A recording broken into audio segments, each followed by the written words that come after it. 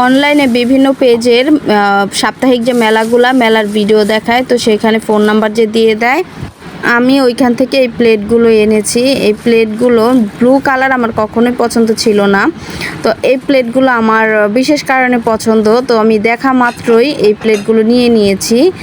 আর সেটা হচ্ছে আমার হাজব্যান্ড তো বাইরে থাকে, অনেকে জানো, ও এই প্লেটগুলোতে খায়। আমি মাঝে মধ্যে বলি, তুমি যে খাও এই প্লেটগুলো আমার খুব ভালো লাগে, তুমি আমাকে এগুলো পার্সেল করে পাঠিয়ে দাও।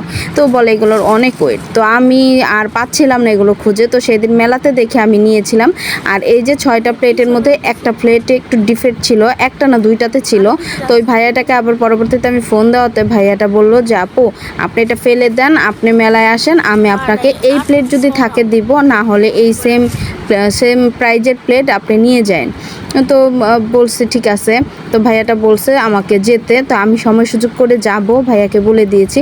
আর আনার পরে এই প্লেটগুলো আমার কাছে এত ভালো লেগেছে, বিশেষ করে আমার হাজব্যান্ড যে এগুলো খেত, এর জন্য আমার এগুলো আনার আগ্রহটা বেশি ছিল। আর এই যে 6টা প্লেট আমি নিয়ে নিয়েছি, এর মধ্যে আমি 2টা ডিফেক্ট পেয়েছি।